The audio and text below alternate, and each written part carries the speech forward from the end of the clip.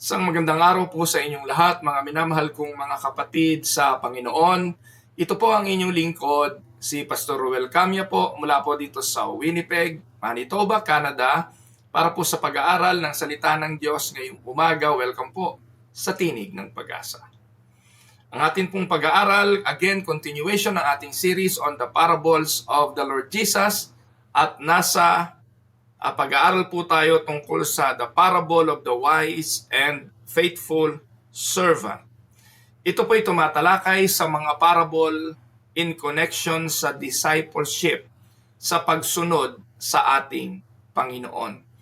At ating pong pag-aaralan ang Matthew chapter 24 verses 45 hanggang 41. Ganito po ang ating mababasa. Who then is the faithful and wise servant whom the master has put in charge of the servants in his household to give them their food at the proper time? It will be good for that servant whose master finds him doing so when he returns. Truly I tell you, he will put him in charge of all his possessions. But suppose that servant is wicked and says to himself, my master is staying away a long time. And he then begins to beat his fellow servants and to eat and drink with drunkards. The master of that servant will come on a day when he does not expect him, and at an hour he is not aware of. He will cut him to pieces and assign him a place with the hypocrites, where there will be weeping and gnashing of teeth. Pagpalain ng Panginoong Diyos ang pagkabasa ng kanyang mga banal na salita na sa araw na ito'y ating pag-aaralan. Again, ito pong mga binasa nating talata ay tumatalakay sa parable ng wise and faithful servant. Ano ang theme ng ating pag-aaral? The theme is perseverance in faithfulness is evidence of genuine salvation. Ang ating pagsusumikap, ang ating katapatan sa pagsunod sa Panginoon ay palatandaan ng isang totoong kaligtasan. Laging pinag-uusapan ngayon, merong isang pastor na naman po sa dako ng Calgary, kung saan ang pastor na ito ay nahuling ng mumolestya ng mga kabataan.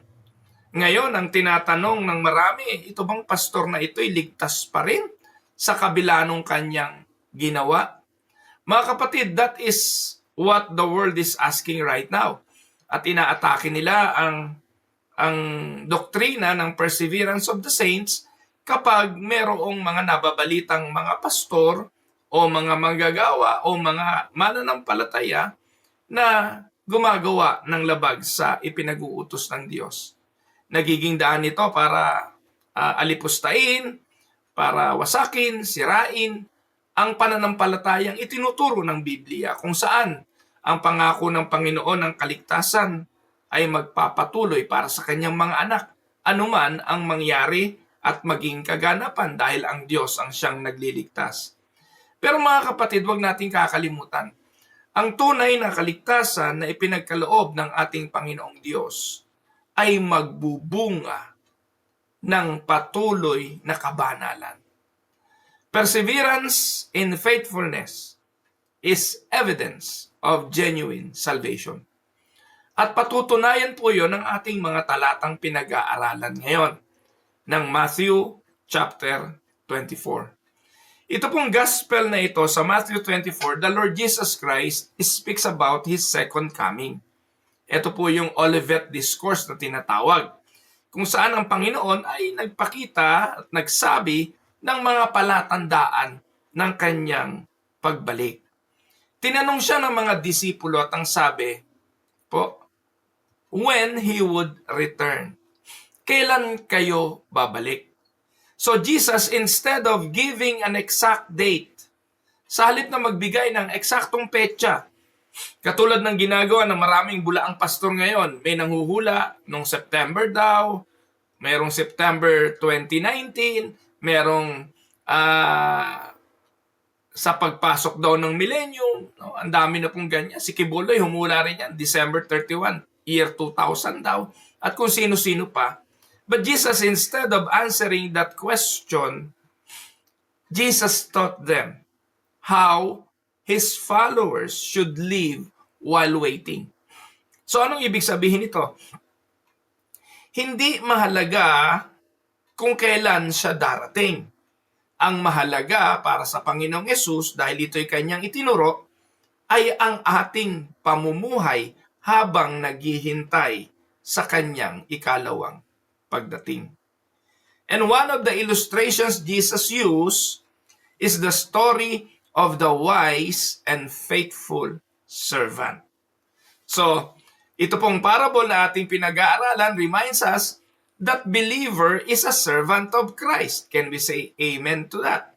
Napakaraming mga talata sa Biblia ang nagbibigay ng paalala na tayo'y mga lingkod ng ating Panginoon. And our Master, who is Christ, gone away for a time, but He promised He will return. Amen po ba? Kaya tayo katiwala. Bilang mga mananampalataya, hindi naman tayo inutusang umupo na lang at walang gagawin. May mga gawaing iniatas sa atin. May mga pamumuhay na dapat nating maging gawi bilang mananampalataya. We are called to many analogies. We are called to be light and salt of this world.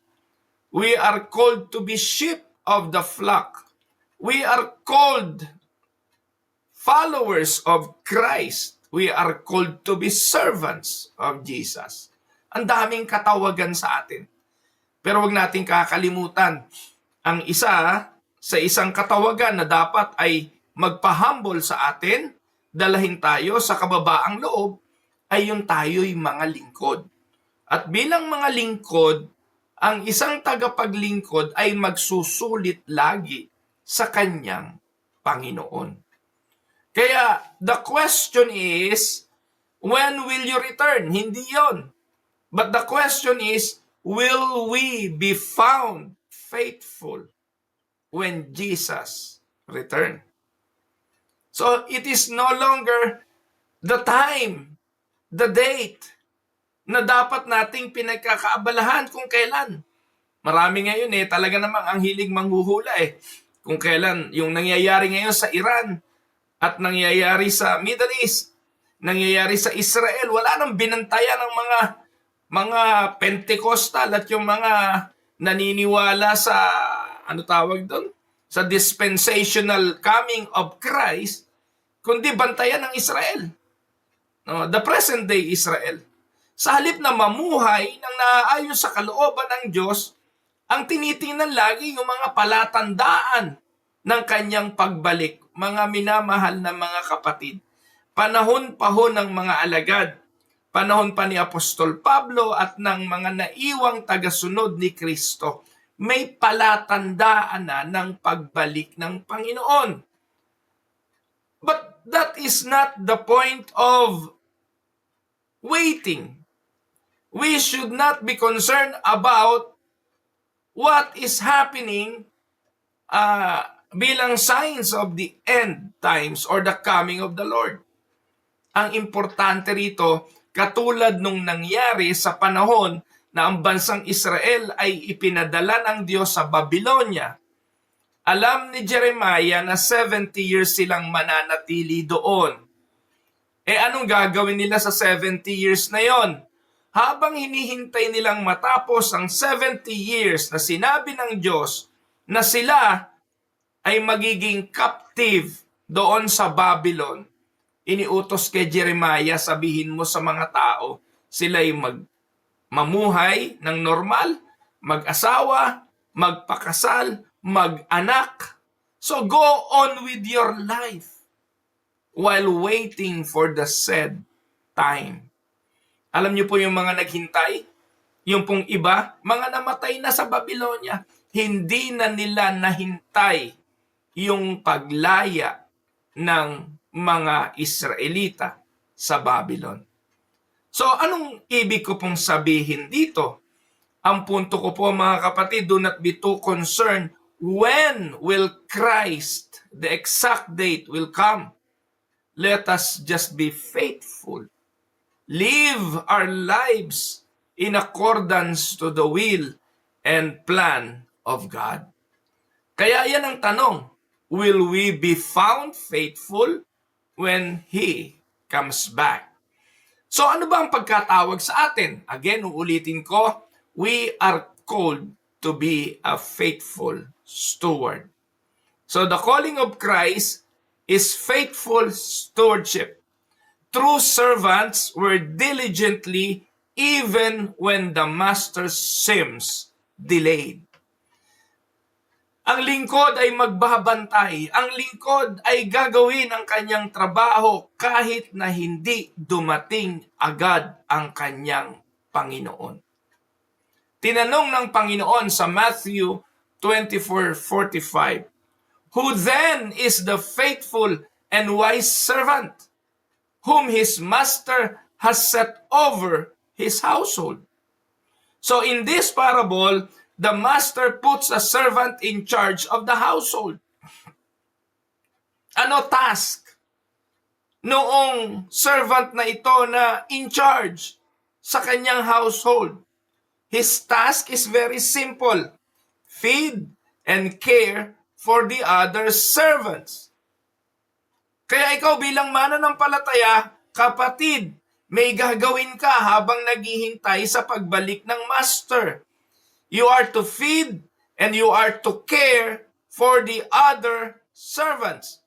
And we as believers of the Lord, we are all servants. Kaya ang bilin ng Panginoon, mga ibigan kayo sa isa't isa, mga lingkuran kayo sa isa't isa. Ang sabi ng Panginoon, ako ika'y dumating sa panahon na nakulong, ako'y inyong dinalaw. Ako'y hubad at ako'y inyong binihisan. Ako'y nagutom at ako ay inyong pinakain. Ang tanong ng mga alagad, kailan nangyari yun, Lord? Kailan ka hubad at binihisan? Kailan ka gutom at pinakain? Kailan ka nabilanggo at ika'y aming dinalaw?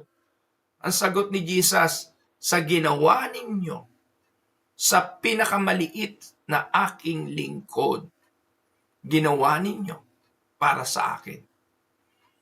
That is the message of this parable.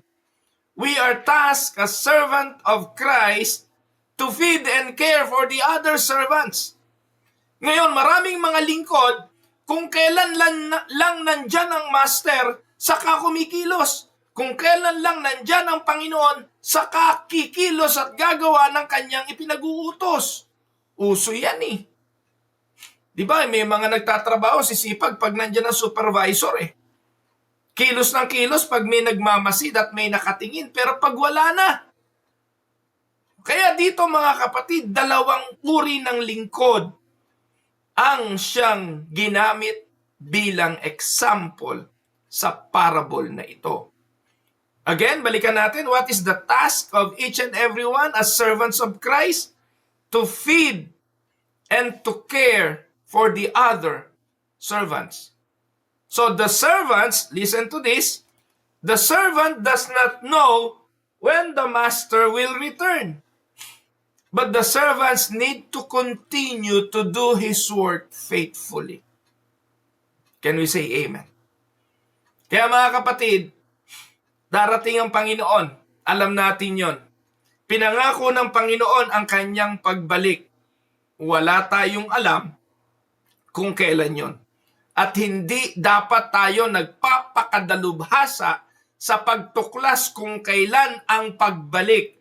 Ang sabi ng Biblia, babalik siya bilang magnanakaw. Wala naman nakakaalam kung kailan ka nanakawan. Walang nakakaalam kailan darating ang magnanakaw dahil kung alam, magbabantay ka. Ganon din dito, ang pagbalik ng Panginoon, walang nakakaalam.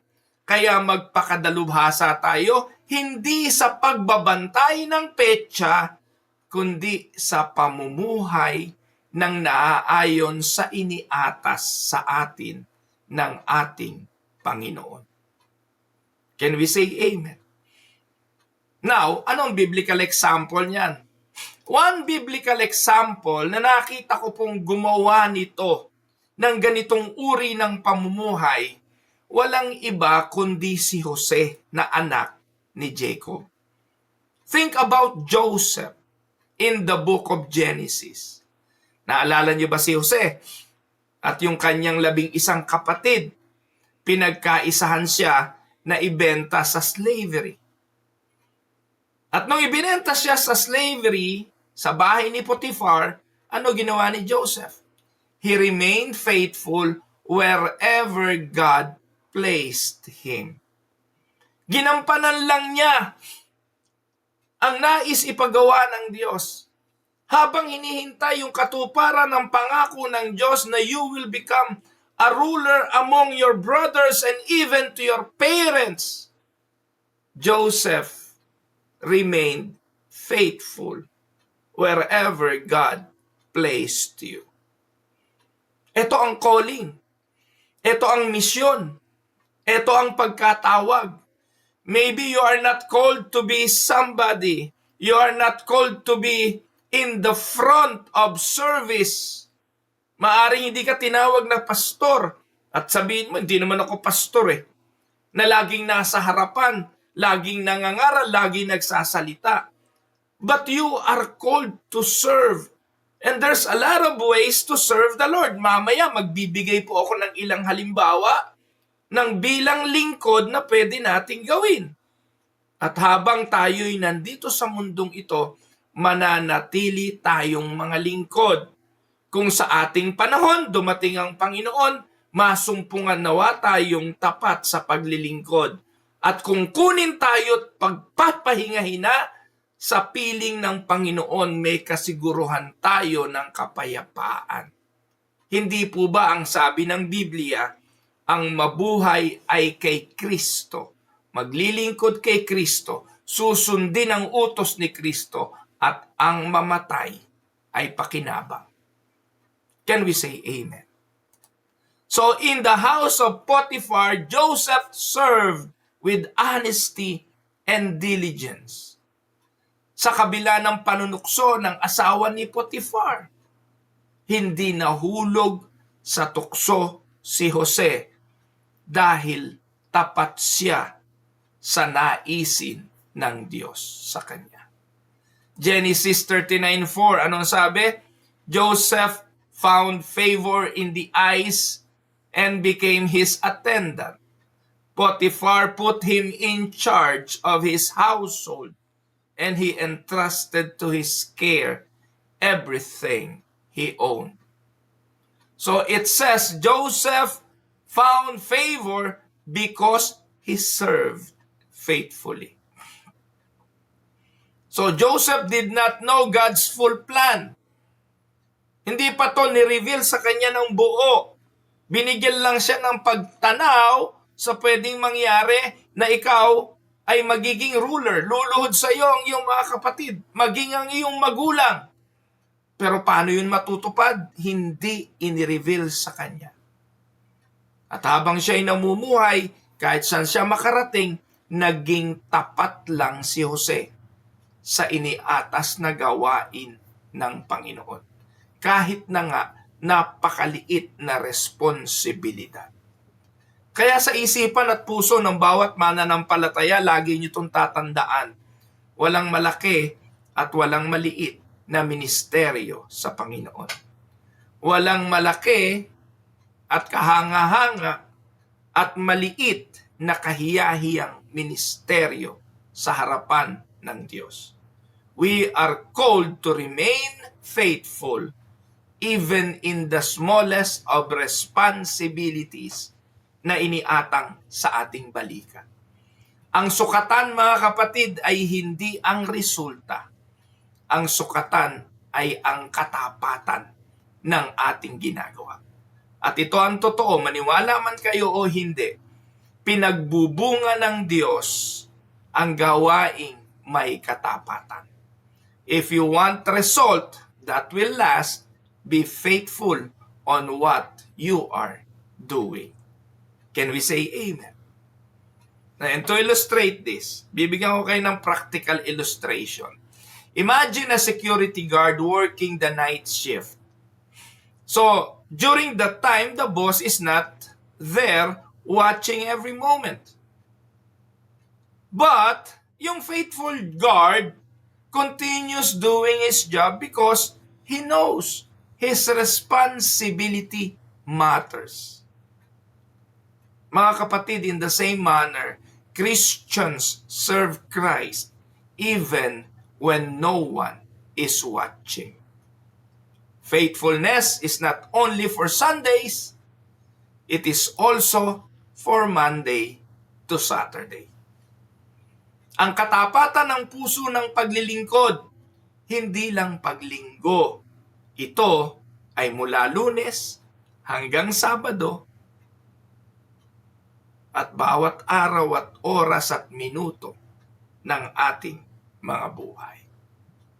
So in application mga kapatid, God has given every believer responsibility. Pwede kang maglingkod sa Diyos anuman ang iyong ginagawa. Pwede kang magpuri sa Diyos anuman ang iyong ginagawa. Pwede kang sumamba sa Diyos, manalangin sa Diyos, maging malapit sa Diyos anuman ang iyong ginagawa. Kaya ang bili ni Apostol Pablo, unang Korinto 10:31, anuman ang iyong ginagawa, kumakain ka man o umiinom, gawin mo ito sa ikaluluwalhati ng Panginoon. So whether you are serving in the church, loving your families, sharing the gospel, living a holy life, faithful servants do not stop serving because Christ has not returned yet. Amen? Now, ito delikado. Minsan, dahil hindi nga bumabalik pa, naiinip ang iba. Pero may mas delikado ron, yung danger of false profession.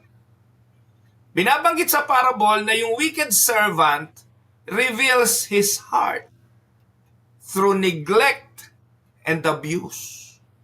Makikita natin na sa panahon natin ngayon, ubod ng daming ganitong mga lingkod. Banal-banalan, akala mo mga totoong-totoo pag linggo, pero pagpasok na ng Lunes hanggang Sabado, mga bulaan at hindi totoo. Meron pong mga naglilingkod para lang sa sariling kapurihan, para lang sa sariling kapakinabangan. Tinawag nga ni Jesus ang mga ito na mga pinaputing nicho, maputi sa labas, bulok sa loob. At dinescribe ito ng Panginoon dito sa parable na ito. Matthew 24:48, ano sabi? But if that wicked servant says to himself, my master is delayed. Matagal pa naman eh. No, second coming, panahon pa nga ni Pablo, second coming na sinasabi eh. Panahon naman ng mga apostol, second coming na sinasabi, hindi mangyayari yan. Ako, baka mamatay na ako. Magkaapo ako, mamatay pa uli, hindi pa rin darating eh. And because he thinks the master will not come soon, ano ginawa nila? They begin to, sabi, beat fellow servants. Yan po yung mga ugali ng nagsasabing Kristiyano sila, pero sa halip na gawin yung pagiging tunay na Kristiyano, gawin yung mga bagay na ipinag-uutos ng Panginoon, taliwas doon ang kanilang ginagawa. Nagpapahirap sa kapwa mananampalataya, sa halip na pagpapala ay maninira, sa halip na maging blessing sa community sa church, sakit pa ng ulo, sa halip na taga-akay ay tagapagbigay ng pabigat at laging akayin. At ang sabi, nakikisalamuha sa mundo ng walang kaibahan. They eat and drink with drunkards. At ang malupit, they neglect their duties. So the behavior of this wicked servant reveals something important. Anong inire-reveal ng pamumuhay na ito? Isa lang. Inire-reveal na ito that his heart is not loyal to the master.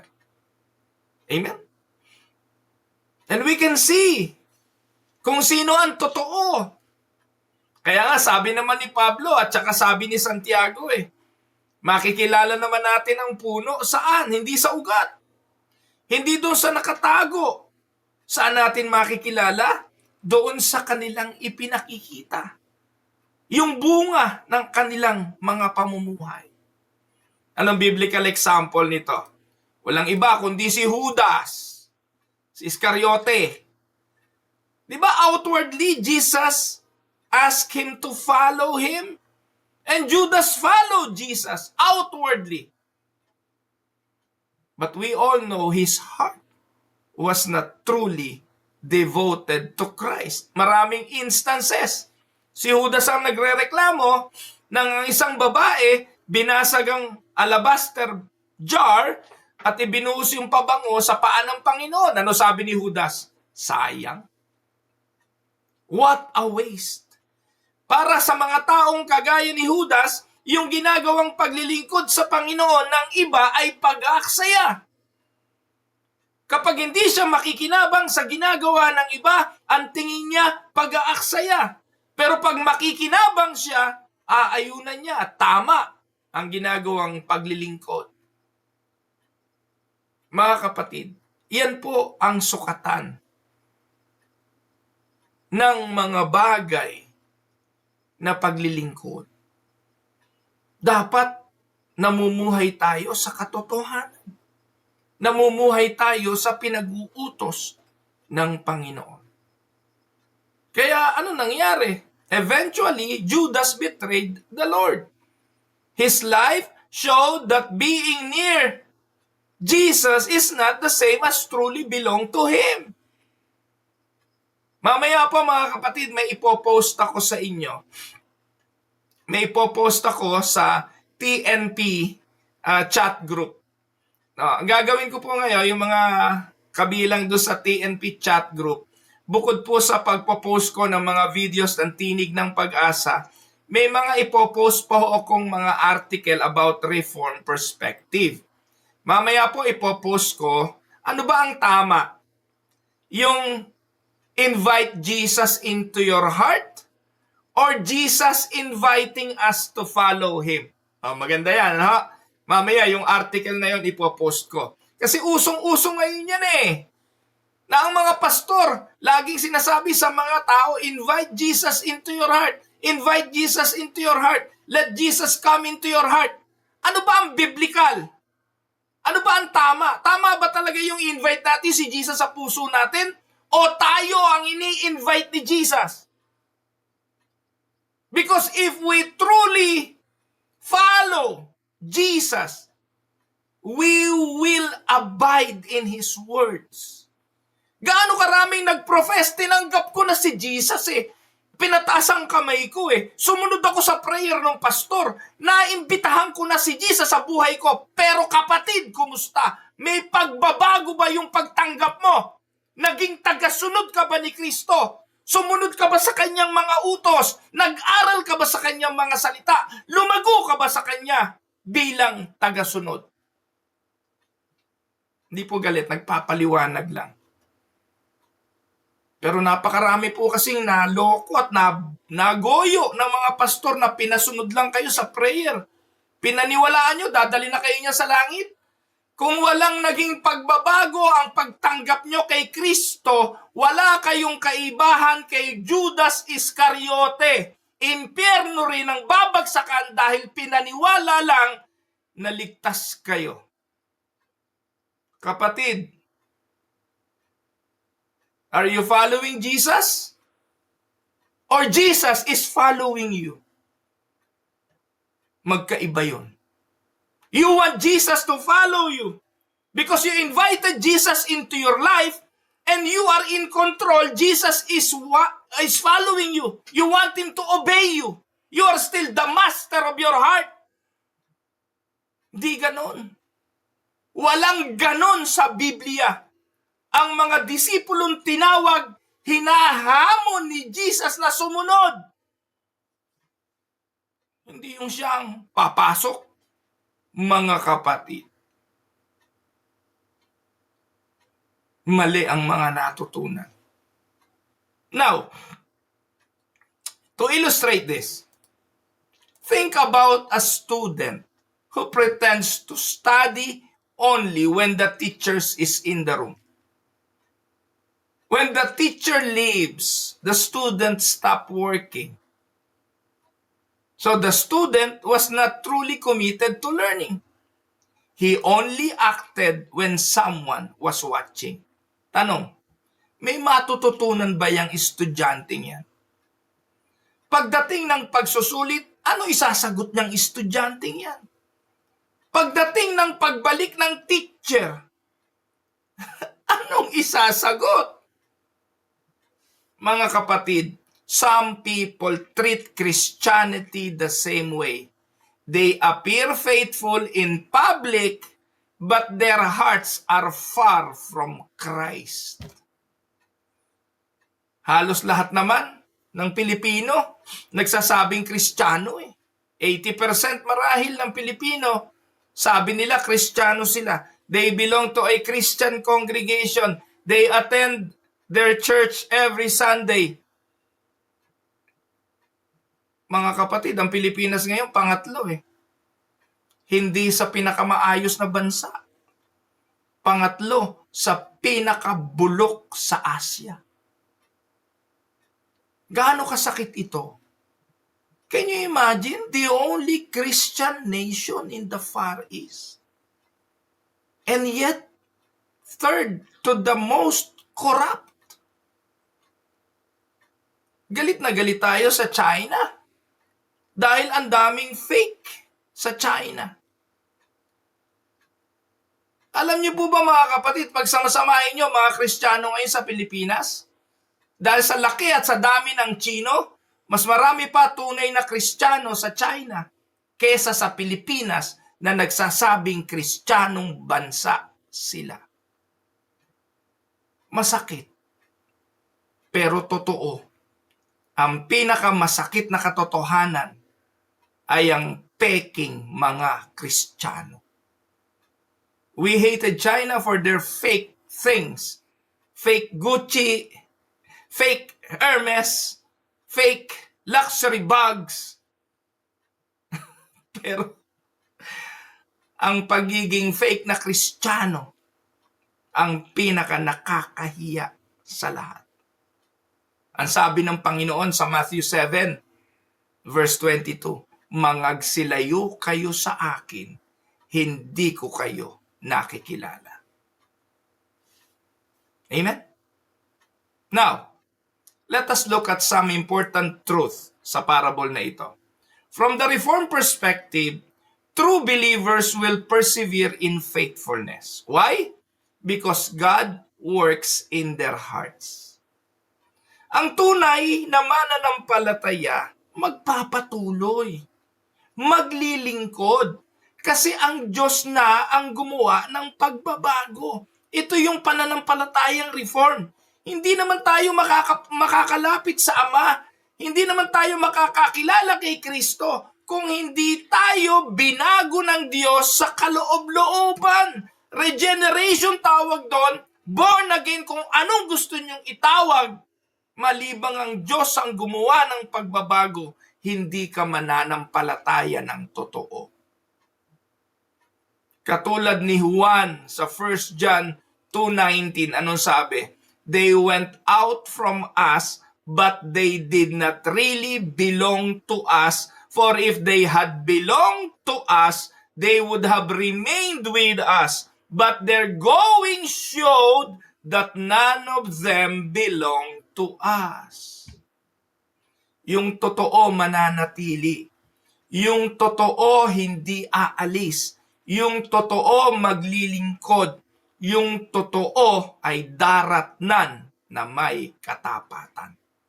Pero yung aalis, palatandaan na hindi sila kabilang.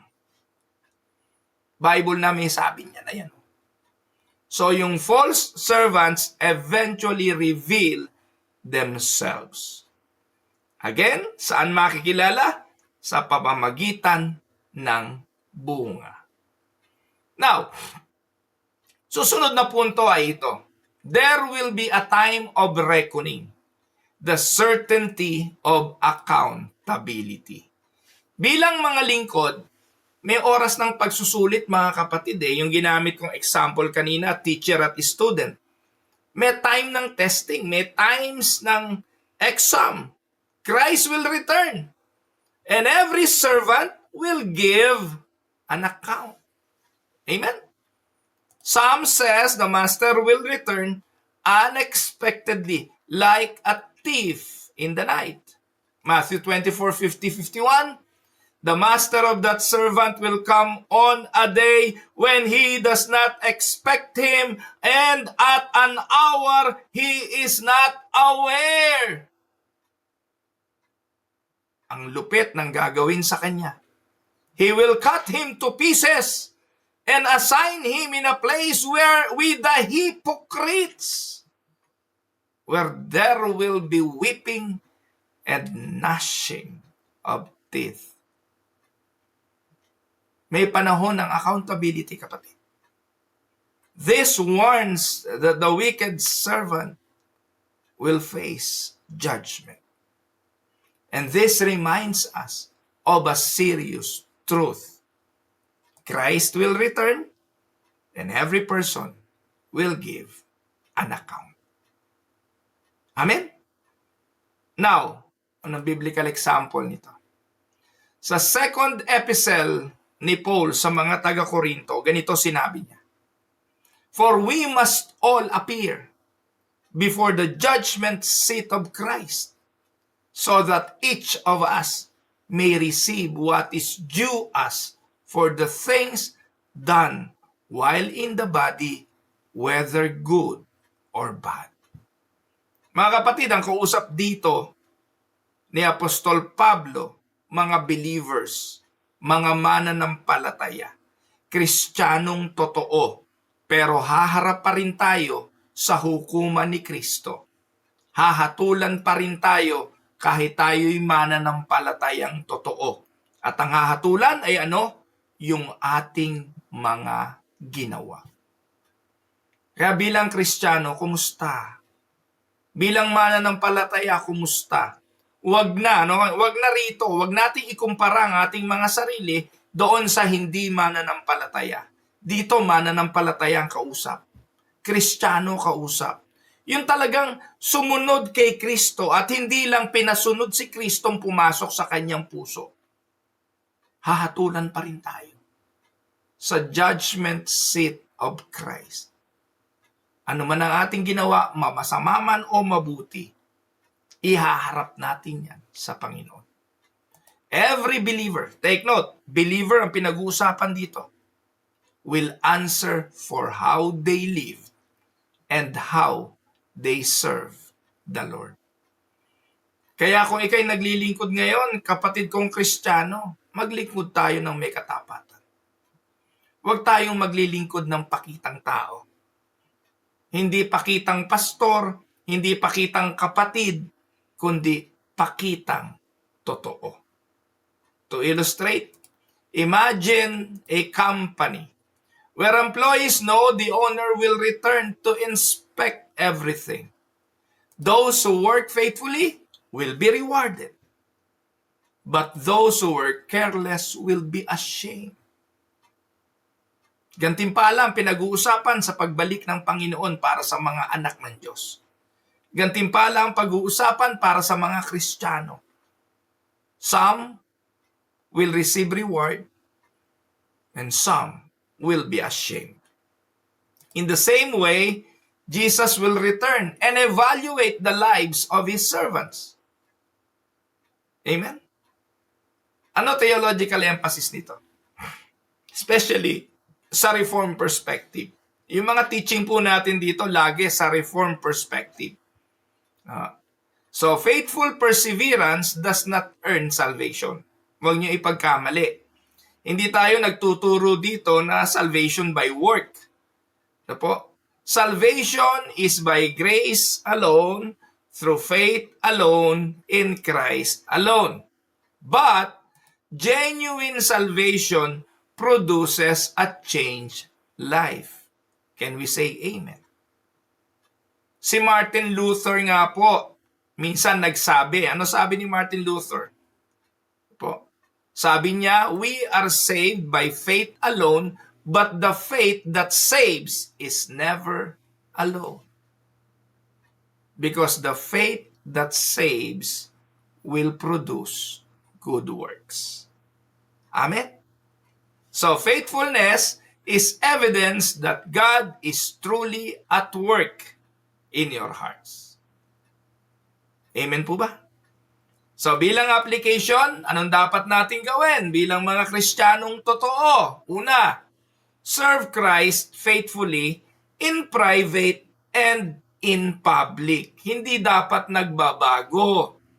Dapat kung ano sa labas, ganun sa loob. Kung ano sa may nakakakita, dapat ganun din sa walang nakakakita. True Christianity is not only what people see in church.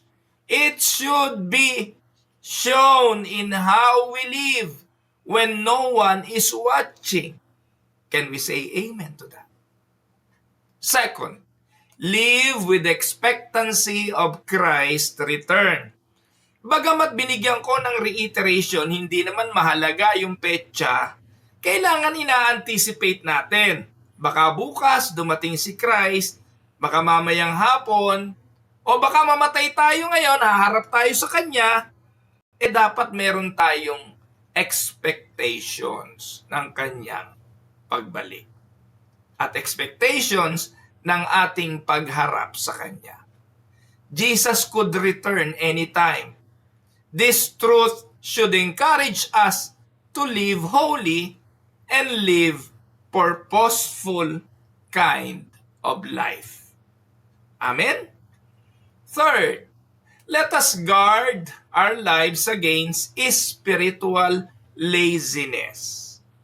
Pagdating sa kasipagan, ang dami kong kilalang masipag. Sipag magtrabaho, ang sipag maglinis ng bahay, ang sipag maglingkod sa mga anak, ang sipag, yung talagang busy bodies, yung talagang busy person rather. Talagang hindi tumitigil. Pero pagdating sa espiritual, sa pagdadasal, sa pagdalo sa gawain, sa paglilingkod, ubod ng tamad. Tandaan ninyo, it is easy to become comfortable and careless. Bantayan natin ang ating mga buhay sa espiritual na katamaran. So ano dapat gawin? We must keep our hearts close to Christ. How? Prayer, reading the Bible, fellowship with believers. Ito yung binanggit ko kanina na habang naghihintay sa Panginoon, dapat ating ginagawa. Amen po ba? Now, for some reflection questions. If Christ returned today, would He find me faithful in the responsibilities He gave me? 2. Do I serve God only when others are watching or also in private? 3. Is my Christian life growing or am I becoming spiritually lazy? The last, how can I be more faithful servant of Christ this week? Amen? So, closing encouragement lang po ito. Idinagdag ko lang ito. So, the good news of the gospel is this. Our master is not only a judge. Our master is also a savior.